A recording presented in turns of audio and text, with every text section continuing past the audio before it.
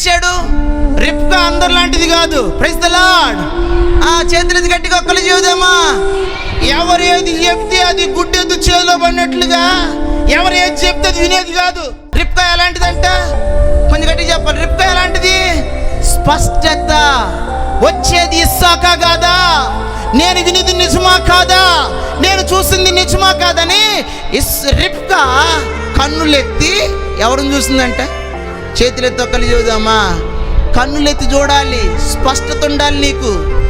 Second one, యజమానుడని తెలియగానే, వచ్చేది నీ రాజుని తెలియగానే ఒంటి మీద నుంచి ఏమైపోయిందంట? కొంచెం దిగాలి విశ్వాసి. బిడ్డ, బాప్తిసం తీసుకున్నావు కదా, ఇక ఈగోలు ప్రదర్శించకూడదు.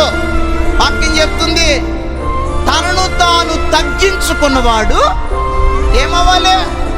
మాట్లాడినాయి కదా, ఆయన మా ఇంటికి వచ్చిందాకా ఆయన రాడు, నువ్వు పరలోకం బావు. చేతులెత్తి ఒక్కలు చూద్దామా.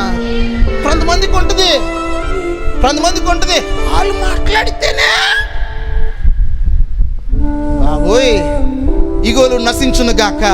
వాక్యం మనకేం నేర్పుతుంది? తనను తాను ఎలా ఉండాలి? మనం కొంచెం తగ్గించుకుందాం. ఈ మధ్య ఒక విశ్వాసాన్ని లేటెస్ట్గా చూశాను.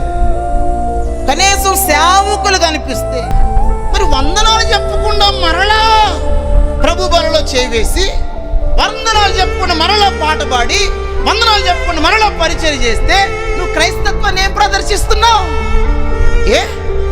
వందనాలు చెప్పడానికి ఎందుకు అంత ఈగో? ఇదే ప్రభు నేర్పిన పాఠం, ఇదే మనకి. పరిచర్యలో మనం తగ్గించుకుందాం. తప్పు లేకపోయినా ఇల్లు క్షమాపణ అడిగే గుణం బైబిల్ మనకు నేర్పింది. హల్లెలూయా. చేతులెత్తి గట్టిగా ఒక్కలు చూద్దామా. వంట ఏం చేయాలి? అప్పుడప్పుడు మన వంట మీద నుంచి ఏం చేయాలి? దిగాల్సిన పరిస్థితులు వస్తాయి, నువ్వు తగ్గాలి కొంచెం. మూడవది, తన దాసులను అడుగుతుందంట. ఏమని?